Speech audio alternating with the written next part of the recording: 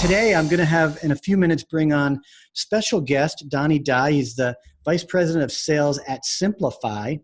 And we're going to look at their franchise marketer's playbook and get into a discussion about how geofencing can help bring showroom visits into your dealership, help with conquesting at a lower cost per visit. So the playbook itself kind of outlines 3 different models that we see most commonly executed across brands that are in kind of that franchise or decentralized model.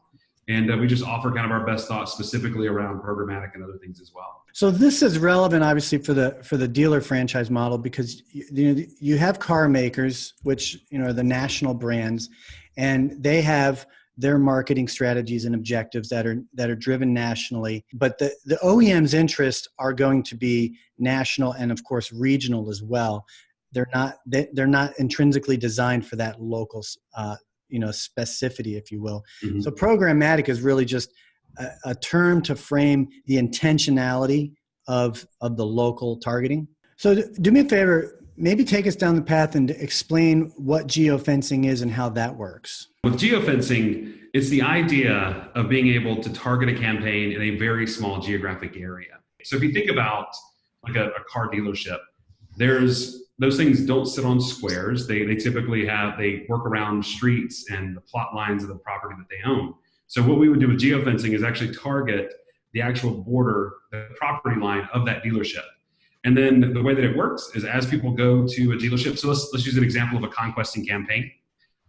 When someone visits a competitor's dealership, if we geofence that dealership, when someone walks on, we're able to see through the natural flow of data off of someone's mobile phone. We can see that they're on that dealership.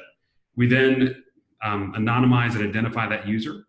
And then after they leave, we target them with advertising in hopes of driving them to the dealership that's our advertiser. Something else you bring up in the playbook is panel-based attribution and why it's not recommended for localized programmatic. So maybe you could explain what panel-based attribution is and of course, why that's not a good tactic in this case. The reason we don't like panel-based systems is really twofold.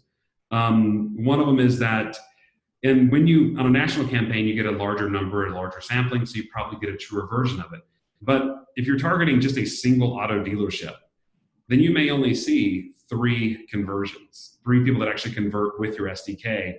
And that number of 3 may become 100 based on the spin that you used in that area. Now, those 3 people that converted don't take into account repeat customers, people that come there more than once. And they also don't take into account natural converters versus campaign converters. Or said differently, they're counting people that would have shown up to your dealership anyway in the same way that they would count people that saw an ad and were compelled to come over. And folks, I gave up trying to keep up with Facebook on my computer, so I keep looking down at my phone.